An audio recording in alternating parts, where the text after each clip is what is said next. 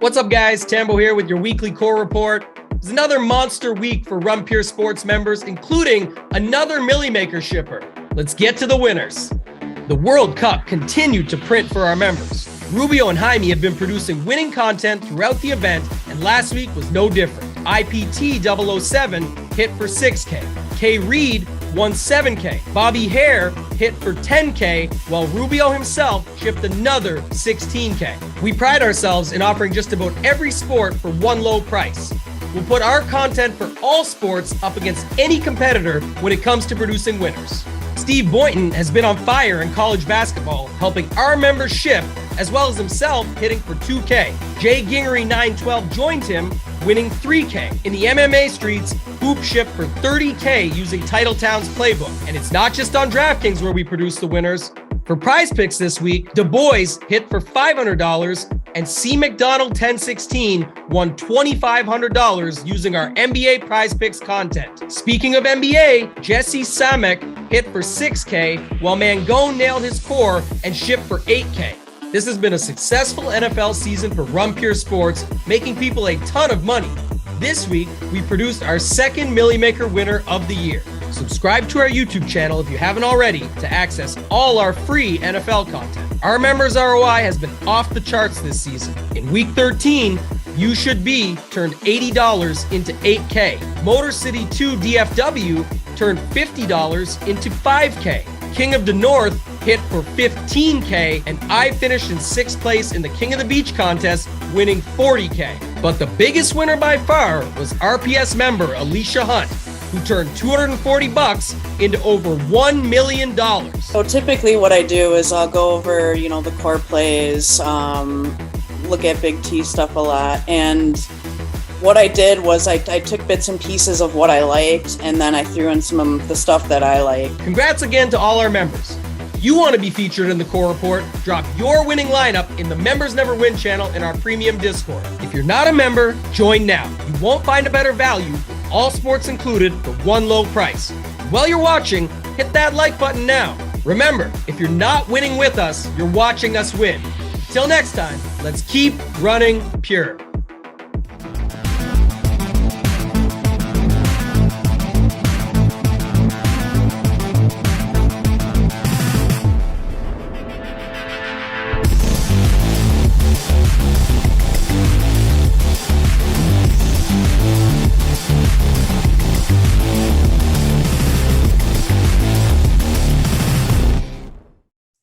Hey, it's picking winners. It's Holden. It's Mangone. It's spread. We got 5 main slate games to discuss on the DFS side. We'll talk showdown from Thursday night with the Rams and the Raiders. And of course, spread's going to take care of us on the bet side as well.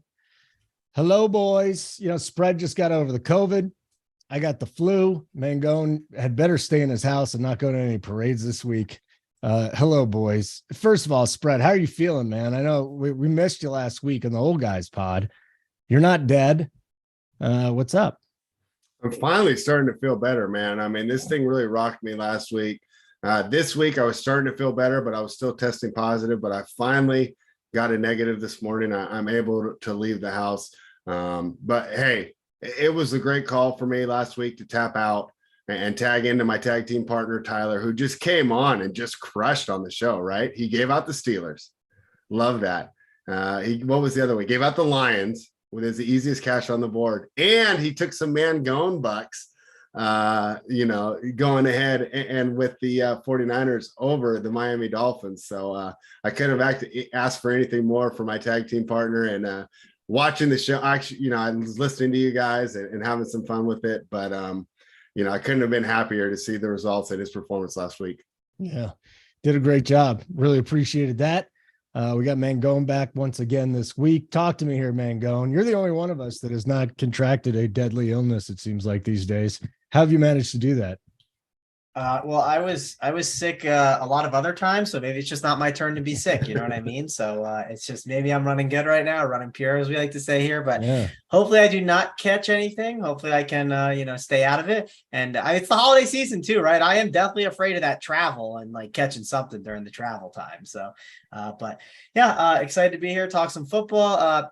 last week was great. This week is a tough football week. It's not the easiest slate. You sent me, you sent me the games we're going to talk about, and there were 2 things that were question marks. So that's when I knew. I was like, man, I'm going to have to muster up something here because I know the games are not good. I mean, I've gone over already. There's one clear game that everyone's going to go to that we'll talk about. And then from there, it just gets really ugly. I mean, is it just going to be the Vikings and the Lions? Is that the clear game? Yeah, you listen to any podcast in the industry, they're going to say, oh, it's the game of the week, blah, blah, blah. Yeah, I mean, it's Imagine thinking a Lions game is the game of the week. But you know what? For DFS, it'll probably be good. What the Lions scored? They second in scoring in the last 4 or 5 weeks. They played really well. So that's something to look at. Hey, hit the like button. Let me tell you the games we'll be talking about today. And then I can't wait to ask Spread why the Lions are 2.5 point favorites, because the Vikings were actually 1 point favorite when this line opened. We'll do Vikings, Lions, Browns, Bengals, Eagles, Giants, Jets, Bills, Cowboys, Texans, and Thursday Night Football with the Rams and the Raiders. Spread. Yeah, here we go again. The last time we had a fishy line with the Vikings. Oh, the Vikings should be favored. And then they got their asses kicked. Well, here we are. Vikings plus 2.5. Maybe it's a teaser spot. Plus 120 money line. I don't know who's taking the Lions minus 125. 53 is the total. This is the hardiest total on the slate this week, my friend. Why are the Vikings dogs in Detroit? I mean, Holden, our nation has a love affair with the Detroit Lions, and it started with Dan Campbell's Oscar-worthy performance there on Hard Knocks. It really endeared America to this team, and I feel like they've been overvalued ever since. Now, to be fair, as of late, they've lived up to the billing. They got their best showing of the season this last weekend, but it was against the Jacksonville Jaguars, right? The Jacksonville Jaguars. I mean, come on, guys. Like, we're not really bumping up teams in the power ratings for blowing out the Jags, are we? And the Vikings just continue to be undervalued. And I know I said this before, and, I took the L on that one against the Cowboys, and that was rough, but I still stand by it.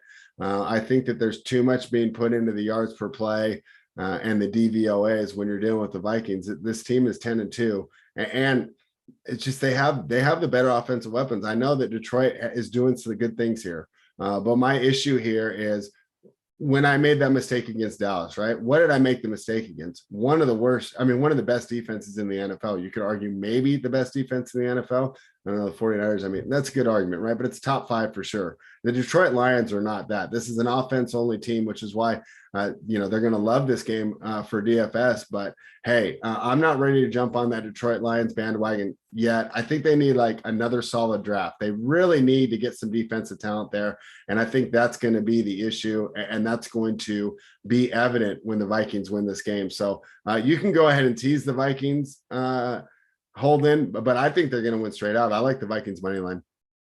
Man, it's fishy again, though. Sometimes you see these lines like, oh, yeah, the Vikings, one of the best records in the NFL. And then it's the Lions who stink. But it's also a team that the market's been irrationally high on all year. The Lions. Yes. Well, they've covered 5 straight, I think, which is probably why, right? Mm-hmm. Yeah. And you got good old Kirk Cousins. You want the meaningless stat of the day? I'm going to give it to you. 1 o'clock or earlier, 47, 34, and 2 against the spread. 4 o'clock or later, 21 and 31 against the spread. There's your meaningless time zone. Yeah, I mean, that stat's pretty popular, right? That's up there with our Russell Westbrook debate that we do every week, right, Travis? I mean, that one's been making the rounds for a while. I mean, that's a Kardashian. It's been with almost everyone, Holden. That was a Kardashian. You could make a Hall of Fame team with the Kardashians, couldn't you? Yeah, couldn't you? Just wearing that out. Mangone, let's talk here, because if the industry, I don't know what podcast, but I'm sure you're listening to a wonderful podcast then, around the industry are saying this is the game. Maybe we don't want too much of this game. I mean, the eyes immediately go to Cousins at 6,100 and Goff at 5,600. DeAndre Swift arose from the dead like the Undertaker out of that casket a few years ago. Justin Jefferson, Amon-Ra St. Brown, maybe 1 and 2 this week as far as guys we need to have. I want to ask you this. What's the path to winning this slate if we want to full fade this? Well, do we want to full fade it? I don't know. It's going to be hard to full fade. You can't, man.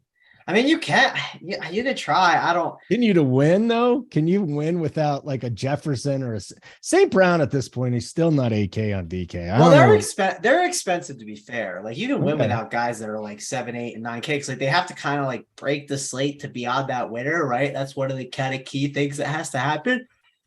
But when it comes to the Vikings, 7.3K for Dalvin Cook. That is kind of like, if you look at the running back position, it's like kind of not a bad price compared to some of these other studs, because some of these other studs are not in good spots.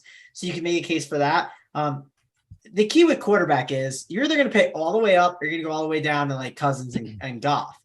And I think Cousins is going to be popular. Goff is going to have some ownership. I think you're going to see Cousins around 15%. Well, I should say 15, probably minimum 15, and it could get up to 20 for sure.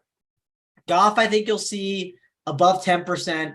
So I think they're going to make up like between like probably the range would be like 30 to 50%. It's kind of a wide range I'm giving out, but I do think it could get steamed super hard.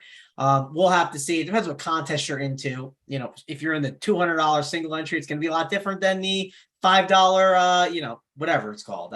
All the different names they have for them, but definitely going to be good plays that you want to get exposure to here on this slate. You guys figure out how to stack them, right? Like maybe a unique way to stack it is Kirk Cousins with TJ Hawkinson. I mean, Hawkinson has been great. It's a little bit of a revenge game too, right? That's nice. You always got to like the revenge game angle. That's always fun to talk about. On top of that, on the flip side with the Lions, you have a lot of different ways that you can go, right? You can go Jared Goff, pair it up with St. Brown, pair it up with Chark, Reynolds. The one guy you can definitely pair it with, I think on FanDuel specifically, is Jameson Williams. He's only 4.5K over there. And you don't even have to play Goff with it, but you could just say, hey, Jameson Williams has, he's 4.5K. And if he catches that one long one at 4.5, the stone min on FanDuel, that could get you so much for your full lineup. So on FanDuel, I think he's kind of interesting over there. I don't love those tight ends on the Lions. I really like Hawkinson way more, but again, you have to spend some money for it. If you do play Cousins, though, I likely want it with Jefferson, and I'm going to try and figure out probably like to double stack it. And that's where it just gets difficult because who is it going to be? Do you plug it in with Adam Thielen? I mean, he's tough to roster at times. You plug it in with maybe a KJ Osborne, just because if you think about it, KJ Osborne, yes, the targets aren't great, but he does get some like nice red zone opportunities, and he's only 3.5K. Like if you dud at 3.5K, it doesn't hurt you as much. Or maybe the way to build it is going Goff with like St. Brown. And then, man, the problem is if you want Jefferson, like it gets expensive because I built out teams with St. Brown and Jefferson. That's where it gets hard. So this is one of those things, Holden. I'm going to have to like wait for ownership to come out and everything. And then I'm going to run it in the opto and see how much I can get of it, right? Because I think it's a good game to get exposure to, but Jefferson and St. Brown are kind of not the easiest to get in your lineups. And when you play this stack, you kind of feel like you want both. And if you have to, like, let's say you're going to play Cousins, like if you have to pick one between St. Brown and Jefferson, I think it's clearly Jefferson, mainly because the alternatives on the Vikings are not as great as the alternatives on the Lions. Yes, you can make a case if you go Jared Goff with St. Brown, you can pair it up with like Hawkinson as a run back. That's certainly fine. But I think Cousins, Jefferson, and then trying to pick, is it Chark? Maybe it's like on FanDuel, it's Jameson Williams. It's not a bad way to go about it. You play Cousins with Jefferson, pair it with Chark as the run back if you need some salary relief. Maybe you pair it with Jamal Williams, who has 14 touchdowns, same amount of touchdowns as the Denver Broncos offense as well. There's definitely ways to make the Cousins and Jefferson stack work with cheaper options a lot easier. If you do it on the Lions where you go Goff and St. Brown, what cheap options are you getting there? Cook's not cheap. Jefferson's not cheap. Hawkinson ain't cheap at your position. It just makes things a little bit difficult. So my favorite way to stack this up after talking it through is going Cousins, going Jefferson. Maybe it's a Jamal Williams or a DeAndre Swift who saw an uptick in snaps this past week up to 50%. Maybe it's with a DJ Chark who's looked pretty good. Maybe it's on FanDuel. It's Jameson Williams as that cheap run back. But I think that's the most ideal way to kind of make it work, Holden. It's going to be interesting. It should be a lot. I mean, again, both quarterbacks are affordable. St. Brown and Jefferson, two of the best that there are, especially in DFS. And then the Hawkinson revenge game is going to be a big, big story this week. But that'll do it for game one. Make sure you hit the like button. That would be totally awesome if you did that for us. Also, congrats to Tyler. You're right. I'm just looking here at the at the chat spread. The dude hit the Lions money line, the Bengals money line, the Niners -3.5, the Bills -3.5. The only one I disagreed with on him was the Niners, and the Dolphins ended up not looking good that game either. But Tua, we'll have to talk about this later too on other shows, because Tua's ankle is not looking spectacular. But we're not going to worry about it on this show because we're not talking about the Dolphins. Our next game we're going to talk about is the Browns and the Bengals. And Joe Burrow, once again, spread. Joe Burrow, total stud. Got off to a slow start this season. And now the Bengals, he's third in the MVP race after being left for dead. Bengals 6-point favorites at home. 47 is the total. Can I just tell you, I used to think Kevin Stefanski was a smart head coach. And just watching the way that he runs the offense here on a week-to-week basis is absolutely mind-blowing. Deshaun Watson looked like trash. I still think he's going to be fine going forward. Didn't he always have mechanical problems, though? Mechanical issues. The dude just throws off his back foot. He's just not. He looked very uncomfortable. And I don't see him turning it around in 1 week spread. There's going to be a healthy dose of Nick Chubb this week, is all I'll say. Yeah, this one was a tough one for me, Holden. How do I use statistics to project this game, right? We have one game with Deshaun Watson again against arguably the NFL's worst defense. And you said it. He didn't look that good. He did not look that good at all. He looked horrible. Yeah. So now he's going to go against a much better defense in a rowdy environment here in Cincinnati. So while my projections told me that that the line was right and to take the over, my mind is telling me the exact opposite. It seems like it's Bengals or pass. You either lay it or you don't play it. And I think that the under might be in play here. So the question I think becomes, and of course, Travis is going to be able to answer that with his DFS projections, but are the Browns going to be able to establish the run? Because that's how they're going to be able to put up points. But I felt that Cincinnati's had a pretty good run defense so far this year. I think that sometimes when they get picked on, they're getting picked on through the air. They seem to have a pretty stout front seven, and they seem to make great halftime adjustments. So even if the Browns are doing something right in the first half, Cincinnati's shown that they can shut these things down in the second half. That's been one of the best things about their defense over the past 2 seasons. So even though my projections are like the over, I personally don't. I like the under, and I think that you lay it or you don't play it with the Bengals. Travis, what do you think? Is Chubb going to have a big day? I mean, that's really, I think, the key to whether or not you want to get involved in either the over or the Cleveland side. Yeah. So one of the problems here that I would have spread is Deshaun Watson's at the helm. And I don't know, it hasn't looked good. I wasn't buying him last week, and I ain't buying him this week. And you are betting on the quarterback too when it comes to it, right? That he has to be able to get the job done. I wouldn't be shocked if they stack the box a little bit and just to try to tell Deshaun to figure it out, right? I do think there was going to be some rust, and I think there's still going to be some rust this week. So I definitely prefer the Bengals side than the Browns side. The only argument that you could really make spread is 6.5 is a lot to lay, especially with these two teams, right? These two teams always seem to play close, kind of like rivalry game, battle for, Ohio. So that's the one thing that would give me some pause. But DFS wise, I'm not excited about Watson. I'm not excited about Chubb. I just don't think this Brown side of the ball I'm interested in at all. The only way I'm interested in anything is if Njoku happened to be out, and if he was, then I think I would consider like a Harrison Bryant for 2.8K would be an interesting option. Then maybe on the Bengals side, like Joe Burrow, I like at 7K. Mixon at 6.9K. Or I have FanDuel. Yeah, or so it's the DraftKings price. I thought it was 7-1 for some reason, but 6.9 for Joe Mixon. Joe Mixon is someone that we are going against the Cleveland Browns is a good spot for running backs, right? What if it's P. Ryan? That's the thing I was getting at. So I think you could see both in there. Even if Mixon plays, I think you're going to see more P. Ryan than you might realize. So I could understand trying to take the shot on Mixon if he's in. Listen, if Mixon's out, P. Ryan's going to be like one of the better values on the slate, one of the guys that people are just slamming into the lineup. So I think it's one of those spots where I don't think I can get there, but if P. Ryan's the main guy and there's no Mixon, then I can, and I'll like the spot a lot. Jamar Chase at 7.9K.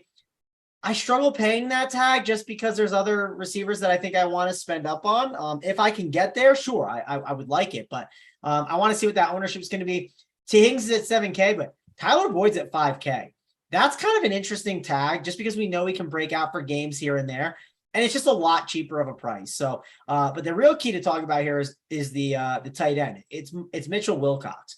Wilcox, if Hurst is out, he's only 2.7, and what he does for your full lineup is great. And he's going to be the main tight end on that team. And he's shown to be decent so far. So I think Wilcox is going to be a very chalky option. You'll have to obviously weigh what it is, the ownership in tournaments, and make a decision on how you want to handle it. But I think Wilcox is going to be like the cash game option this week. Wow. Why? Because he just got a target last week, and he's going to be the guy that they go to? He's 2.7. He's going to have a full week of practice. He's going to be the tight end there. And they have a pretty high projected team total, and this slate is not great. So you got to pick something, and sometimes punting position helps make it work. And tight end is not a bad spot to punt your position in cash games. It's really interesting. It truly is, because there's different ways, so many different ways to go this week without, unless you're just stacking up that Minnesota Detroit game. There's a lot of other ways to go. I mean, we got Kelsey sitting up there. Hawkinson could be popular. Looking at wide receivers besides for Jefferson and our guy St. Brown, who, again, I don't, why is he the, what is that, 5th highest ranked? He should be right behind Diggs in my estimation, but a lot of different ways we can go today. Okay. Anything else we want to do? Talk about this game, or do we move on to the next one? Let's move on. All right, let's do it. But Tua leads all players in the Pro Bowl fan vote. Interesting. He also just made the list for the most mispronounced name in 2022. Tua Tagovailoa. More than Clemson quarterback? Wow. Yeah, I don't think they knew about the Clemson quarterback enough, so they just gave it to Tua. Sounds good. I'm serious. Did either one of you get packages from the Niehaus family? Not yet, but it has farther to travel for me. Yeah, okay. we're all farther to travel. I think all the East Coast people got there so far. All the East Coast people got their boxes. Okay. That's what it seems like. It seems like the East Coast people got theirs. I think we'll be getting there. I haven't seen, have you seen any of the people out in the Midwest and the West Coast get it yet? I haven't seen any. So I haven't really kept paying attention. I did check the Discord. That's true. Holden doesn't really look in the chats properly. So no, I definitely do not. Is your name still not green on that sheet? Did you ever get to that? No, but I said, all right, so we had this big thing in our coordinators chat. Who's going to be the last person to highlight their name and their address, because they wanted to send stuff to us. First of all, I have no idea how to highlight. Okay. I don't even have Excel on my computer. I don't need it. I've never needed it before, but I did go in the chat, MANGONE, and I said, put me down, because I do not want to be the last one, but someone else can put it in green for me. And I think they did. Who was the last one? Was it Kurt? I don't know who it ended up being. Riveting conversation by us. And it's totally my fault. It's my fault. You guys are sick. I'm very tired. So I'm what's your excuse? Why are you tired? What happened? I was out till like 1 a.m. last night. You've been partying a lot lately. Are you okay? No, I wasn't partying. I was out, played some basketball, and then I got food, and I was just out late, food and talking, and and then I have to get up and grind. And so I was up, hit the gym, I got some, looked at some basketball stuff quick, and then hopped on here with you guys. It's a tough life, MANGONE. It's a tough life. Yeah. No question. There is East Coast bias here at RPS. There's no question. You notice it, don't you, MANGONE? You left the East Coast. You're now out here. Total East Coast bias at RPS. Frustrating. Well, I mean, it's East Coast there's a lot of people there. It's not a lot of people out on the West Coast yet. In what way, Holden? What bias are we talking about? East Coast bias. They don't care. They send us stuff late. Well, it's just Holden, I don't think that's them. I think that they sent it ground, and ground just gets there when you get there. USPS definitely has a bias against the non-East Coast. Well, it just takes longer to go 2,000 miles than 200 miles. Let's just blame the post office. All right, hold on a second. Simon sent me some stuff to say. Push the like and subscribe. Hit the like button, subscribe, bottom right-hand corner. Spreads NBA rundown. Talking TDs. NBA hardwood, final countdown. All right, so let's talk about your NBA rundown and the Talking TD show. Give us a little rundown there, Spread. What can we find? All right, the NBA rundown Monday through Friday. We find winners on there, right? Travis came on and talked about his lineup last week. Ends up shipping for 8K with the Anthony Simons call. He comes on yesterday, and I just make the lineup, while we're talking. I check out the core plays. I watch the show. I didn't see the heel turn I was expecting, though, yesterday, Travis, from you on the Hardwood show. But I used that, able to cash a lineup last night as we're talking DFS. And, of course, giving out winners. Chris Randone came on today. We went through the full 11-game slate. We give you our leans, at least, on the side totals of every game. Let you know what games we're really targeting, and then we give out 3 best bets, which they've been absolutely crushing this year. I couldn't be happier about the success that we're having there on the NBA rundown. So if you guys are greedy, don't tell people about it, but if you want, go ahead and share, because we are giving out winners on the NBA rundown. Talking touchdowns is Monday and Friday. On Monday, Tyler Title and I go through the slate. That's a fun show for us, because rather than having to give out winners and predict everything, we just kind of get to review, talk what happened, channel our inner ESPN, and just have some ridiculous arguments on there. So that's always fun. It can get a bit contentious. So that one's fun. And then on Friday, Kurt joins us, and that's when we do what we do best here at RPS, and that's give out the winners. Kurt's been doing great there so far. Tyler, if you've been following him along on the sheet this year, he gives an early look on the props and the totals that he'll be targeting. And then, of course, I give out the winners on the sides and the totals. So we got NBA rundown Monday through Friday, and talking touchdowns Monday and Friday. If you're not able to catch all those shows, of course, you can get the winners on the NBA playbook. That's on the Run Pure Bet site.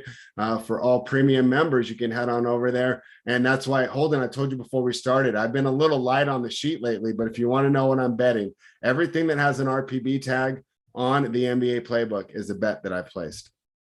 This is what we need. That's what I needed to know.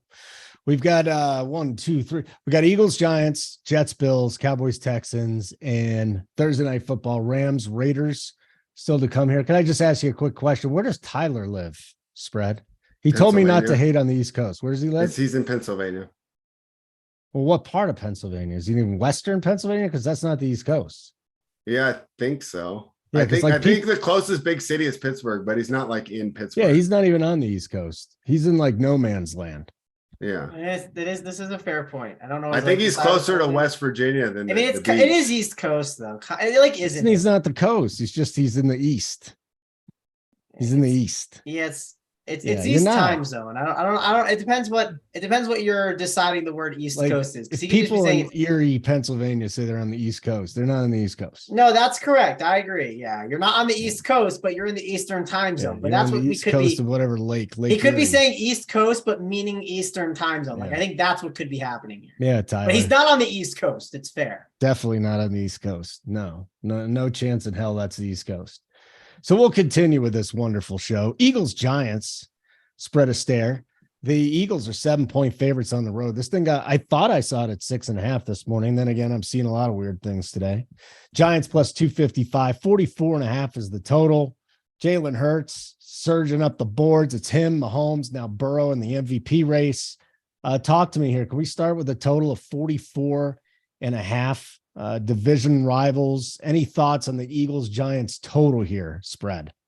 Yeah, I have a slight lean to the under, but you're right. So it's fun. The lines move both in the ways that we projected it here on the NFL bets playbook. And of course, we have the bets playbook for the NFL and the NBA. We have a bigger edge here to the Eagles, though, than we do on the total. We do like the under, but it's moved down. It opened at 45, and I'm seeing 44.5 right now. And I'm also seeing this line moved out to 7. But both those line moves make sense, because I think that what we're going to see here is the problems of the one-dimensionality of the Giants offense. We got to give Brian Daboll credit. He has one weapon. He uses that weapon, and he does the best that he can. But at the end of the day, it's 2022. This is a passing league. They've decided to emphasize passing, right? They love Travis playing daily fantasy. They see all the money and interest that's creating for the NFL. So they said, we don't want any 13-10 games. We want these scores to fly up. And everyone got the memo except for the New York Giants, the drafting positions, because they have one of the weakest wide receiver cores that we've probably seen over the last 5 years. And it'll be interesting to see what they can do if they can get a real weapon in there for them. Look at how much A.J. Brown has helped there on the Philadelphia Eagles side. I mean, some of those catches he's made the last couple of weeks, he's been perfectly covered. I mean, you can't fault the defender at all, and he's still making the play. In fact, it's rumored that A.J. Brown trade got the Titans general manager fired. And it's funny because on Talking Touchdowns on Monday, I just said, how could you think that this guy's not worth whatever he asked? Because you look at how weak that Titans offense has become without him and how much of a boon he's provided to Philadelphia. And now it's going to be even more evident in this divisional matchup where I think it's going to be tough for the Giants, especially if they get behind. We also look at this Philadelphia Eagles team. They're built off strong line of scrimmages on both sides of the ball, but we got to love that defensive front seven. Going to be really tough to see if the Giants can establish a run and get out to a lead early. That's really their only hope. If they ever fall behind 10 or more, it's game over there. I like the Eagles here, laying the 7, and I like the under. Hope maybe it'll get back up. I don't know. I think the early move is the correct one, though, as the lines move down. It's definitely interesting. All right, Mangone. The Eagles are always going to be in this. Now, Hurts is a better player at home than he is on the road. A lot of players are like that. There's some pretty distinct numbers there, but he's also the guy that could have the highest ceiling. I mean, he's the last 2 weeks, especially, he's just been crushing 32 and 37 DK points. I don't know if you want to predict how Sirianni's going to use his running backs. 1 week, Sanders is getting 24 touches. The next week, he's getting 12 touches. And then wide receiver, obviously, A.J. Brown, Devontae Smith. My guy, Quez Watkins, tweaked, I think it was his hamstring last week. He's good for a bomb a game. Talk to us here. Who's the plays from the Eagles and the Giants? Yeah, so this is not like a game that's a glamorous game, right? You don't look at this game and say, oh, this is one I want to get exposure to. But on the flip side, there's a lot of these games this week. And I think one way to attack this slate, Holden, you were saying, how on earth are we going to fade this Lions and Vikings game?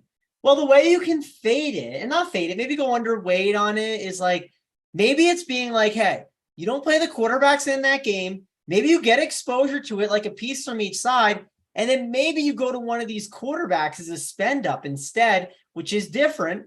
And then maybe what you do is you grab a contrarian piece like an A.J. Brown. Let's say you built a team out like Jalen Hurts with A.J. Brown. And then you say, no Giants run back, right? Just because this team has the ability to put up 30 real life points, and you don't need a run back. You don't need Darius Slayton or Isaiah Hodgins or Richie James. You don't need these guys. Although Isaiah Hodgins, he did do the 2 small the other day, which I'm a big fan of the 2 small. And he got 6 targets last 2 games, 3 against the Lions, which wasn't great, but maybe he starts to come into his own. The Giants need a receiver. So at 3.5, it's not like the worst guy to take a shot on. We also talked about how bad the tight end position is. Could you take a chance on a David Bellinger? We've seen him get double digits in the past. He's now back from injury. Last week is the first week back. It's not the worst idea. So point I'm getting at here, Holden, is we are going to have to take some shots on other things that are not just the Vikings and Lions. I don't think anyone is going to play their 150 lineups or their 20 lineups of just those 2 quarterbacks. At least that's my assumption. You are going to do that and just push the chips all in.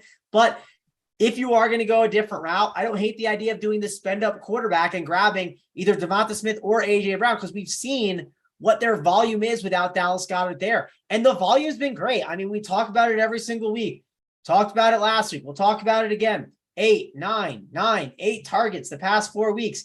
How on earth do you argue with the production of Devonta Smith there? Then you look at A.J. Brown.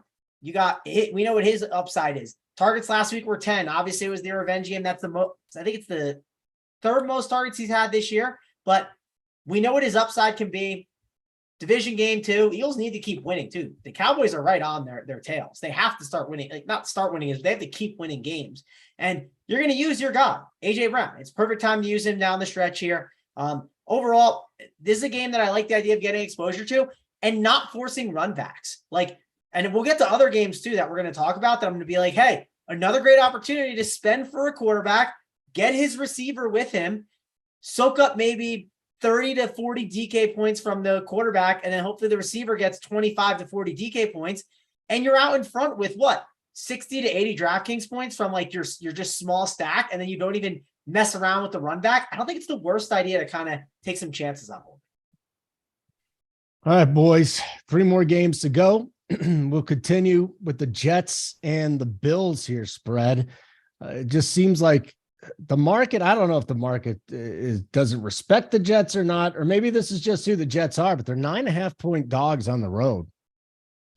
44 is the total. So, Josh Allen hasn't been playing the best ball lately. I think he's second in the league with 13 interceptions, 11 or 13. He's right behind Matt Ryan. It's bad. He hasn't been playing great football. 9.5 points, a lot of points in a divisional game. Is this line set correctly spread? This is a tough one for me to answer. Yep. When I projected this, I had the Bills winning by 12. And then, I told myself, I'm going to have to throw those out the window because how many of those are with Zach Wilson at quarterback when the offense looked absolutely inept? They've definitely looked better with Mike White under the helm. They had a chance to get that win against the Vikings there on Sunday. They came up short. So, Mike White definitely still needs to learn how to work in the red zone. I definitely think that, some of those stats and the way that he was able to put up the big fantasy numbers last week was due to the fact that they fell behind and he was ineffective at the beginning of the game. Working against a softer defense helped him. But the thing is, at least he can work against a softer defense. Zach Wilson can't even work against a softer defense, right? Zach Wilson actually beat this team when they were out there last time, which is, I think this line's inflated. We know Travis loves a revenge angle here. And so you kind of get that there, right? With the Bills' last loss being to this New York Jets team. Regardless, I agree with you. Even though my projections are telling me to take the Bills, I think it's Jets or pass here. I think it's too many points for a team that I think matches up against the Bills well. Now, I know they don't have the same dynamic rushing attack, but still, it's not always the running back. It's the offensive line. They should be able to open up some holes. They should be able to establish some things on the ground. And unlike their counterpart, the New York Giants, they do have weapons out wide if they do get behind. So the Jets, a dynamic team. I think they match up well. It's a division rivalry. We almost always take the points in a division rivalry. It's Jets or pass for me, Holden. Just so you know, the Jets are dealing with a flu bug, just like the Kushner family too. It's just spreading right through them. And think about it. We kind of poo-poo this stuff off, but you get drained. I know they get IVs and they get the best care and everything, but that shit will wipe you out. So I think you got to keep an eye on that as the week goes on. All right, Mangone. What was the face for, Mangone? You or who? You're just kind of made a face there. I don't know what it was. Maybe you. I don't think there was any reason. Maybe you're daydreaming. Nah, I'm definitely a little tired, but we're just powering through. I'm thinking through this game and how to kind of handle it. And how do we handle this? Like, is this a Josh Allen week, or is it just stay away? If Michael Carter practiced in full, by the way, and I kind of feel like that's big news because our boy Zonovan really has torn it up the last couple of weeks at his price tag. He's 5,100 this week. He's not 4,200 anymore. I kind of feel like I'm fading that whole backfield.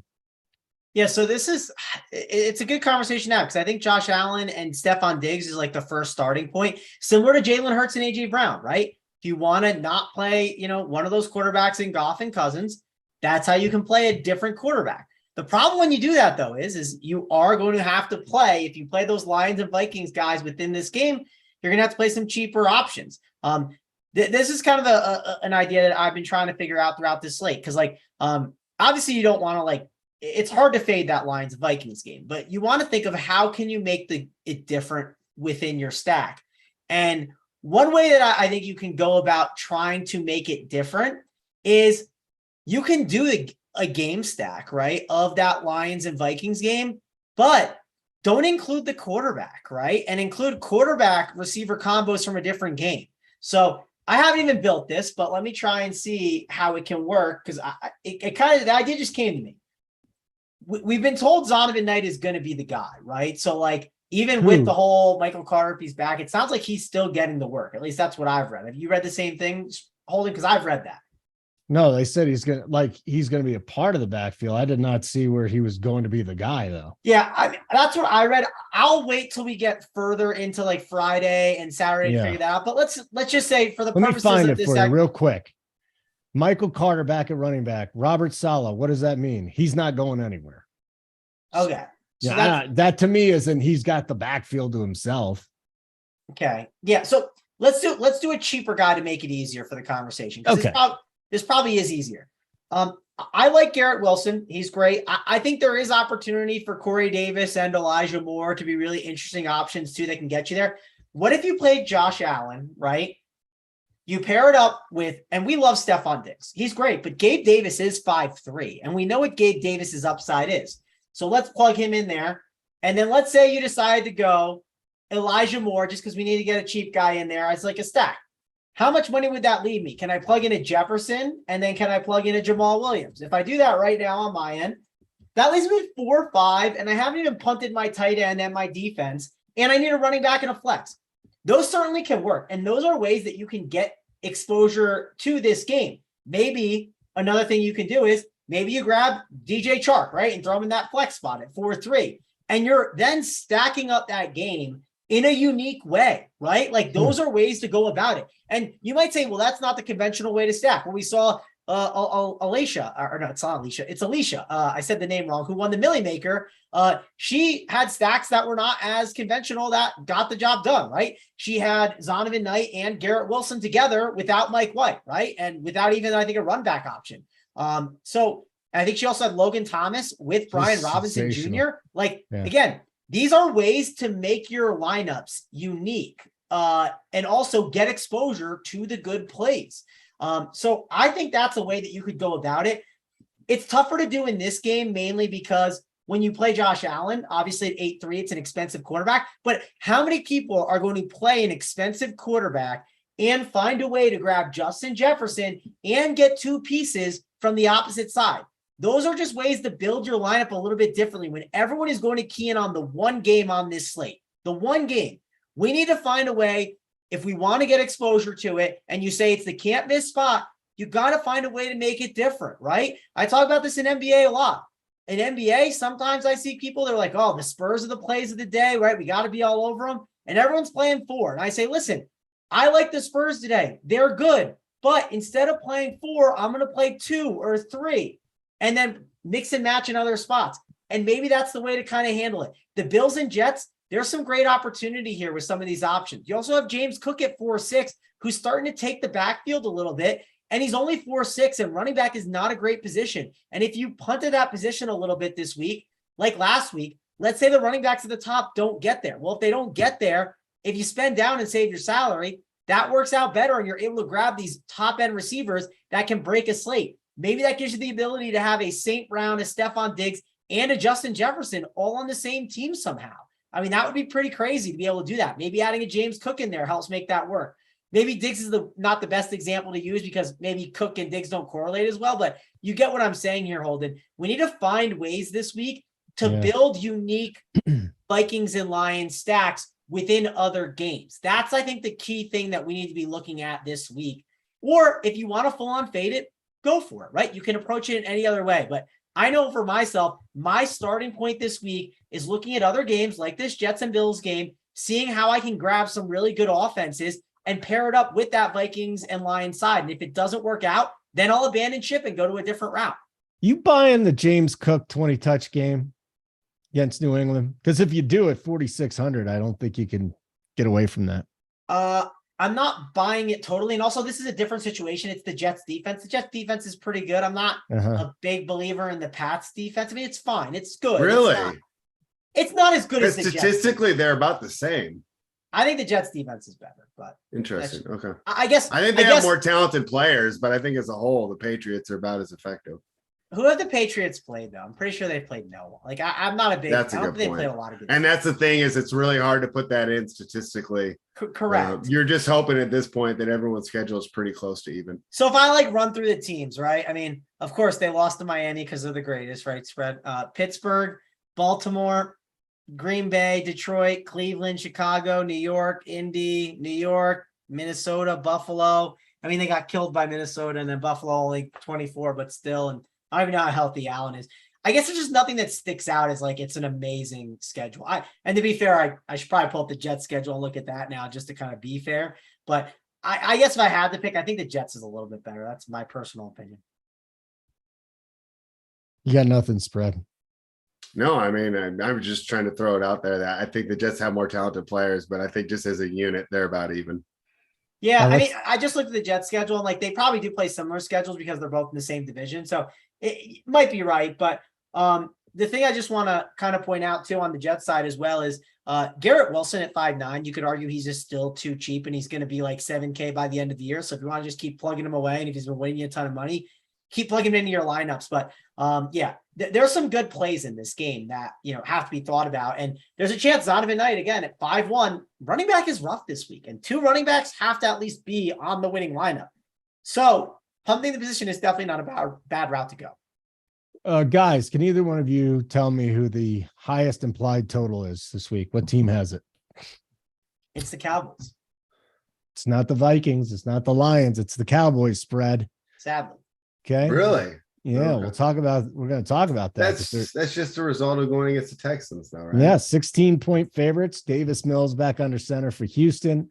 Total here is 45.5. I mean, we're talking about a 31 total for the Cowboys this week. Boy, I mean, that would be blowout city, but let's face it. This Houston team is just about as bad as it gets. It's the only team I've seen that's truly worse than the Broncos this year, by the way. Talk to me.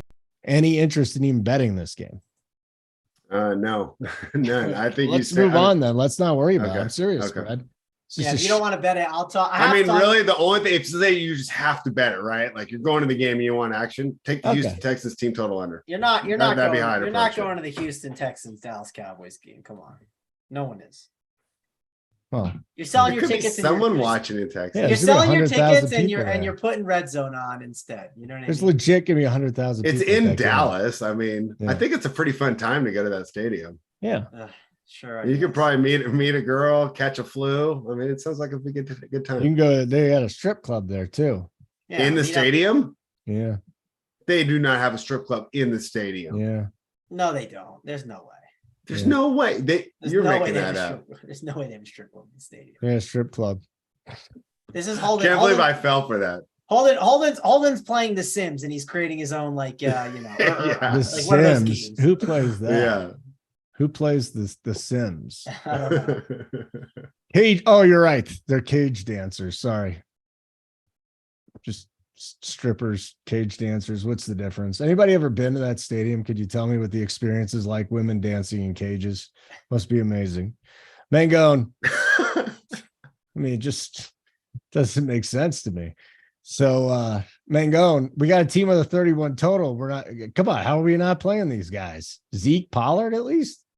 Yeah. So, one route I've thought about this week, Holden, is how can you make your lineup different? What if you played Zeke and Pollard together and just said, I'm going to grab all the touchdowns and hope they both get there? Running back sucks.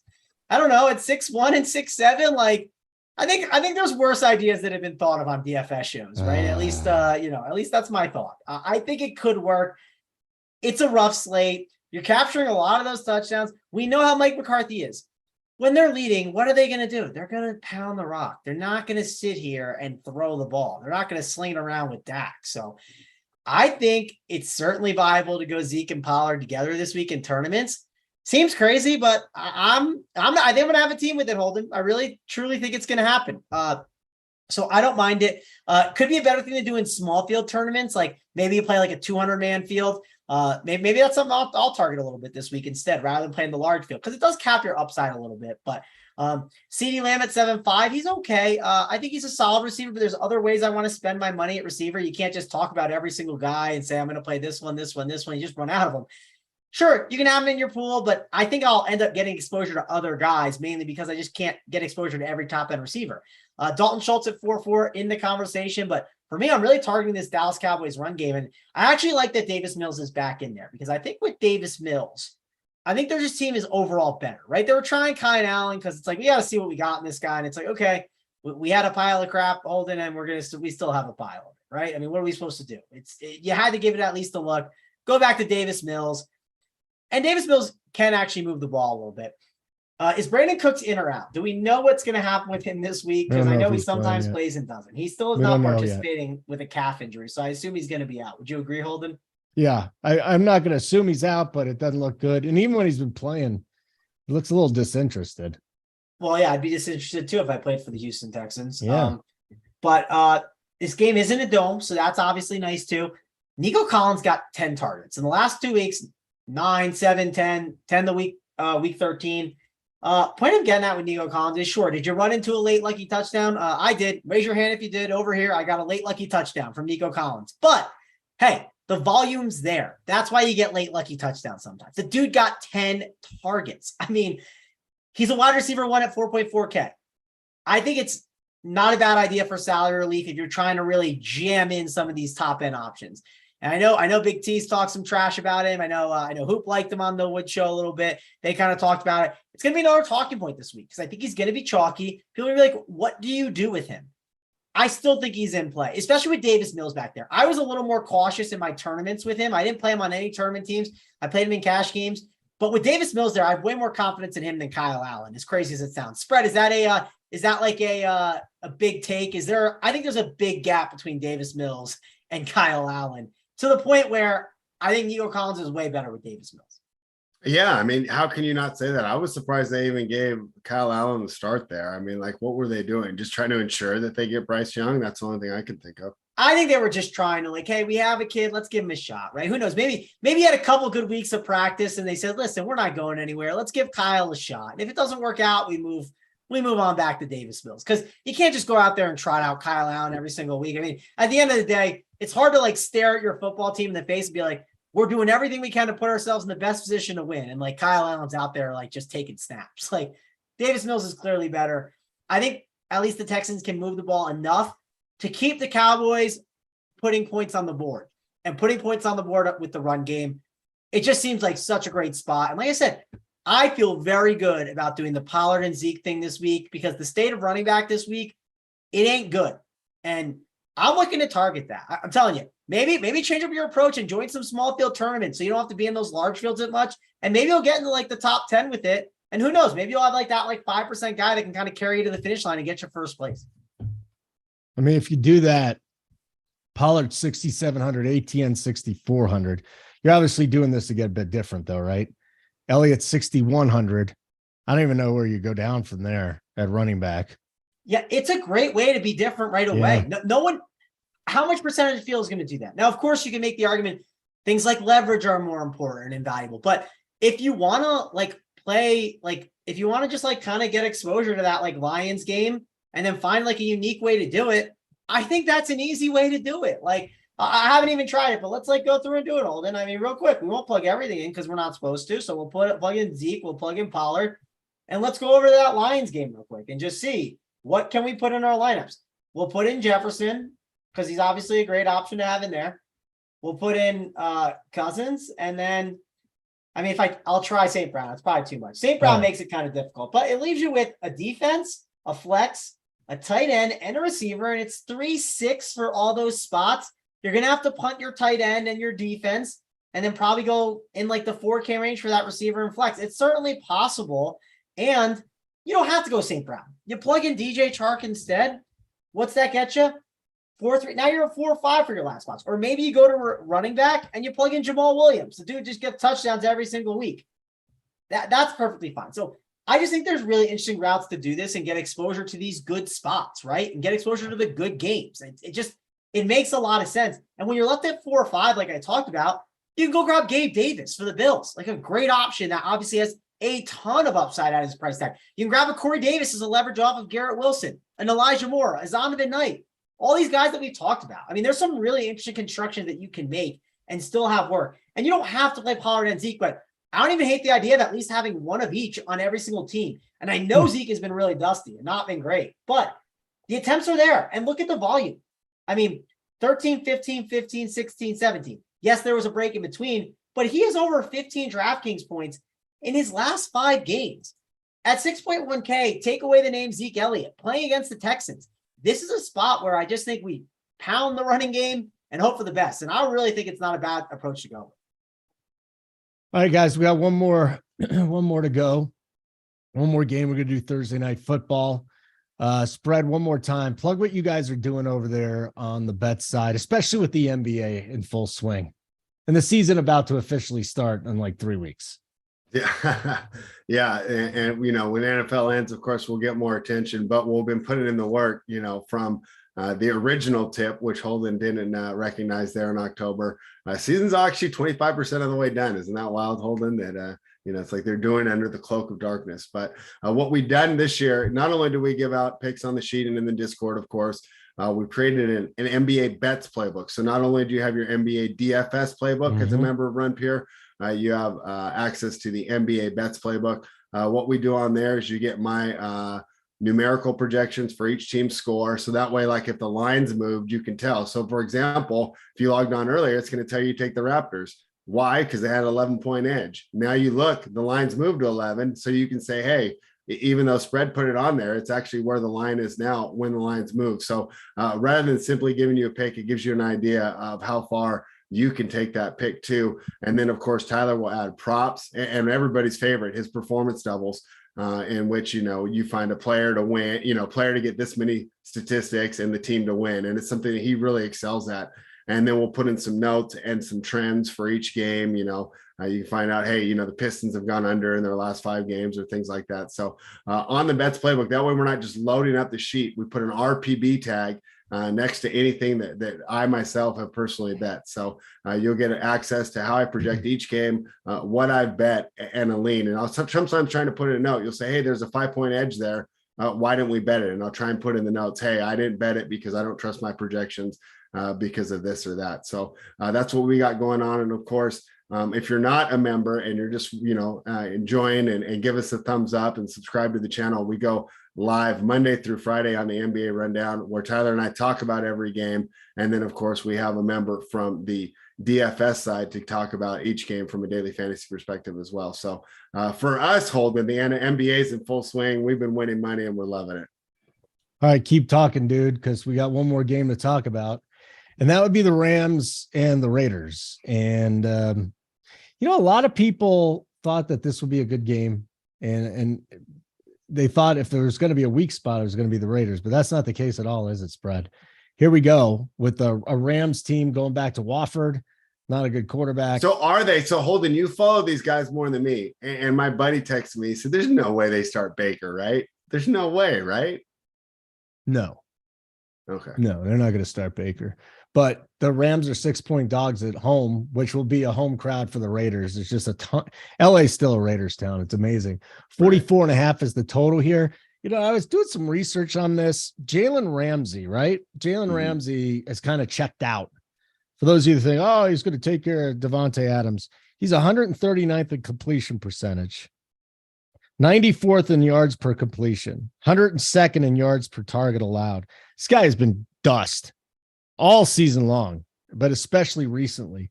Anyways, that has nothing to do with this side. Well, it probably does a little bit with the handicap and more for Mangone, but talk to me here. 6 points. Raiders playing better football lately too, Spread, but do we really want to trust them on the road laying 6 points, despite the fact it'll probably be a quasi home game for them? Yeah, I think the fact is you just simply can't back this Los Angeles Rams team right now. And I know that they did cover against Seattle, but boy, was the team fired up for that. That was a divisional matchup, and it felt like Bobby Wagner was giving energy to that full defense. But as you mentioned, who was covering DK Metcalf when Geno Smith threw that game-winning touchdown? Yes, it was Jalen Ramsey, as the Seahawks got the win. And it just felt like even though the Rams got the ball back, they don't have the offense to come from behind anymore. For Raiders fans such as myself, it's really almost bittersweet watching the success right now, seeing what could have been with this team if they would have taken advantage of some opportunities earlier in the season. The 2 games that really stand out to me are that loss to the Cardinals, where they blew the huge lead, and then the fact that they couldn't beat the Colts with just Saturday at the helm. And we see how good the Colts have been ever since they got that victory. So, missed opportunities are going to be the story of this Raiders season, but obviously the team hasn't given up. I felt that they could have won that game against the Chargers by even more. And this Carr to Adams connection really can't be denied. And I don't see what the Rams are going to be able to match with now.